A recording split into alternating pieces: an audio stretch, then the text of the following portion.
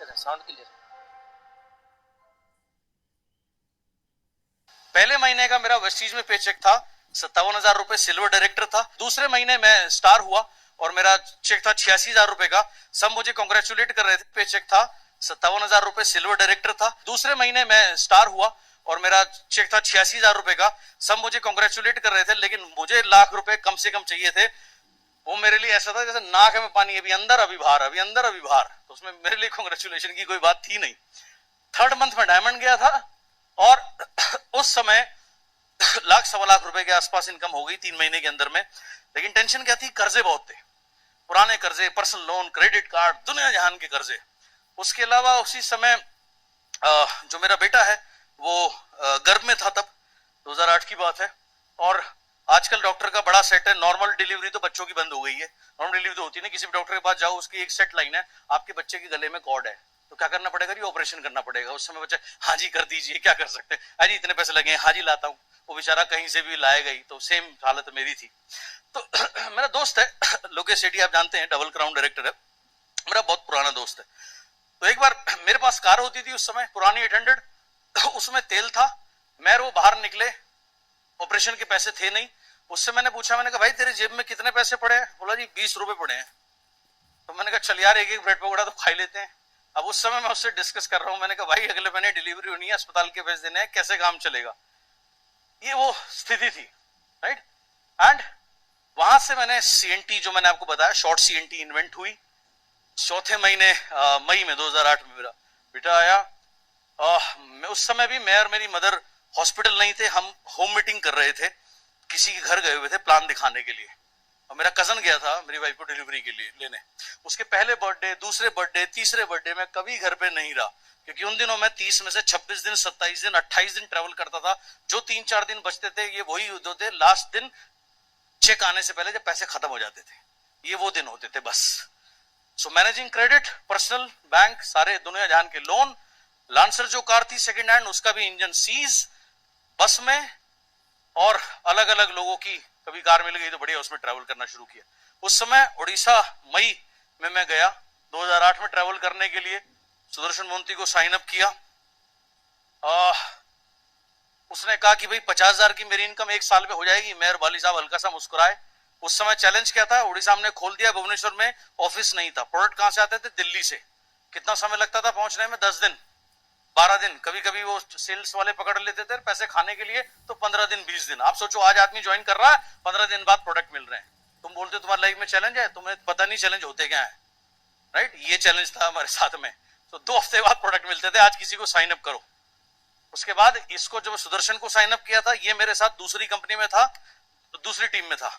तो इसकी जो अपलाइन थी वो इतनी महान थी, इसको ऐसे मोटिवेट करती थी, बोले तुझे ज्वाइन ही करना था, एमवे कर लेता, तुझे सिर्फ वेस्टीज मिली, तेरे बच्चे भूखे मरेंगे, ऐसी ऐसी बात इसको बोलती थी। और ये बिल्कुल धराशायी होकर मेरे ऊपर गिर जाता था। ये सीन होता था। आप बोलते हो आपकी लाइफ में चैलेंज है, आपको क्या पता चैलेंज होते हैं क्या? मेरे से पूछो यार क्या चैलेंज होते हैं। तो ये चैलेंज ऑफिस, एक तो ऑफिस नहीं है, दिखाने को कुछ नहीं, राइट। आज आदमी साइन करे तो 12 दिन बाद। अच्छा, ऊपर से कुछ लोग मेरे से भी ज्यादा, वो इतने महान थे, मेरे से 6 महीने पहले उड़ीसा में काम करने गए, लोगों के पैसे इकट्ठे किए, खा गए, दोबारा गए ही नहीं। अब ऐसे लोगों के बीच में आप मीटिंग करने जा रहे हो, ऑफिस है नहीं, वो भी क्या बेटा, एक तो गया था, दूसरा आ गया बिल्कुल तैयार जूता लेके, ये स्थिति। अरे भाई सो ऐसे काम करना शुरू किया।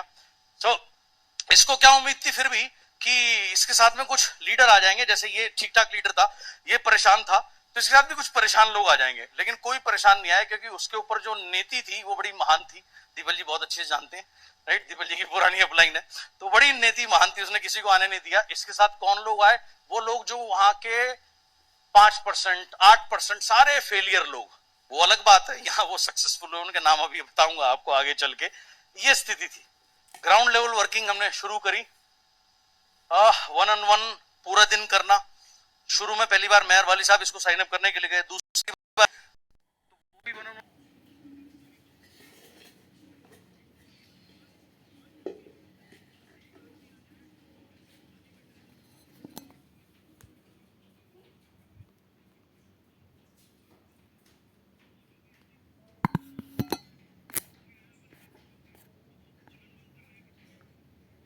हाथ से प्लान दिखा रहे हैं।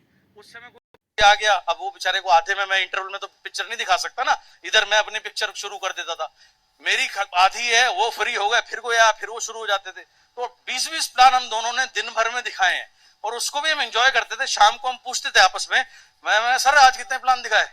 तो बोलते थे यार 19 हुए मेरे। मैंने कहा आज मैं मेरे 21 हुए, मैं आपसे 2 आगे हूँ। बोला कल मैं तेरे से 2 फालतू करूंगा। सो इस तरीके से हम अपने आप को चार्ज रखते थे, या इस तरीके से हमने काम करना शुरू किया है। कैसे काम किया है? मोदी सरकार की गारंटी, कोई नहीं रहेगा भूखा। हर महीने 80 करोड़ लोगों को मिल रहा है मुफ्त राशन। हमारा संकल्प विकसित भारत।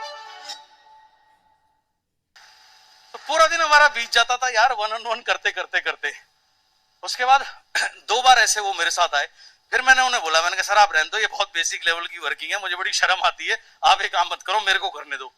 फिर मैंने सुदर्शन को बोला, तब तक क्या था, हमारी टीम में 15-20 लोग आ गए थे। तो मैंने कहा एक काम कर, इस बार मैं 4-5 दिन रहूंगा। बोलो अच्छा फिर क्या करेंगे? मैंने कहा सबके घर में जितने भी लोग जुड़े ना, सबके घर में होम मीटिंग करनी है।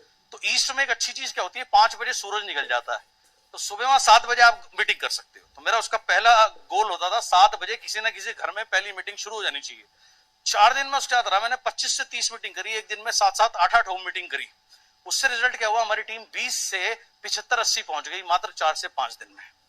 उसके बाद मैंने कहा मैं दिल्ली जा रहा हूँ। बोला अब कब आओगे? मैंने कहा 2 हफ्ते बाद आऊंगा। बोला अब क्या करेंगे? मैंने कहा आप ट्रैवल करेंगे, खाली भुवनेश्वर में नहीं रहेंगे, 150-200 किलोमीटर में ट्रैवल करेंगे। जैसे खाली पुणे में नहीं रहेंगे, आसपास के आप 200 किलोमीटर की सिटीज पकड़ लो, नासिक तक, या जो भी आपको ज्यादा बेटर पता है, वहां ट्रैवल करेंगे। बोले सर वहां लोग कहां से आएंगे?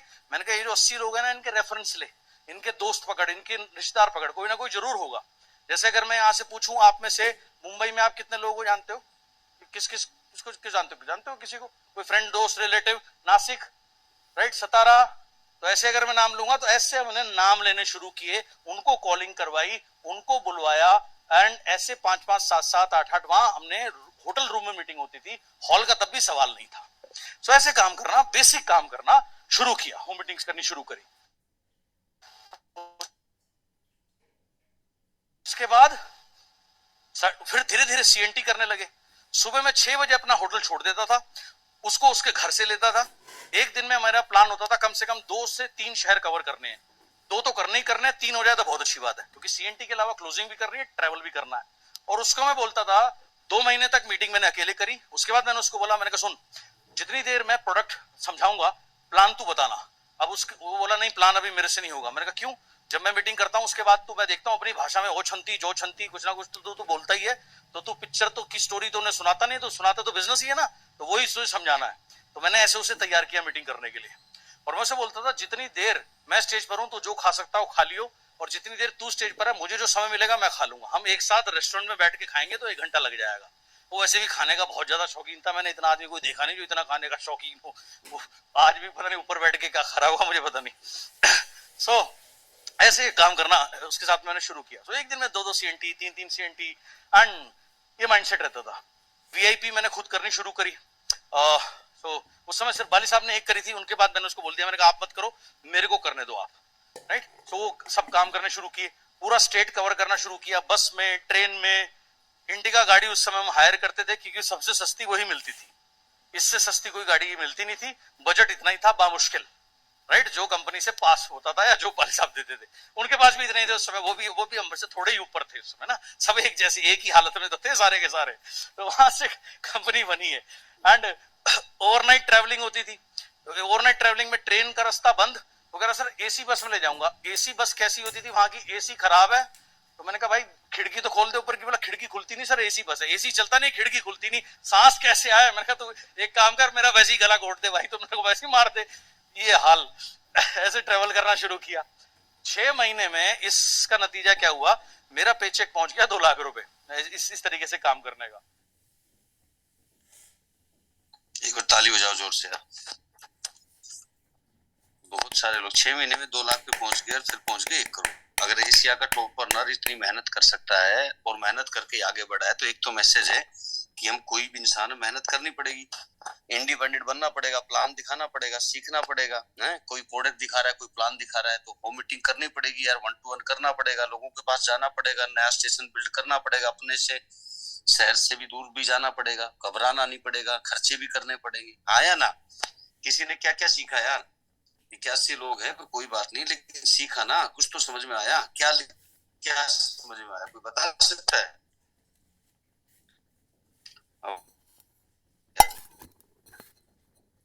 देखो, आप वॉइस क्या लिखे हुए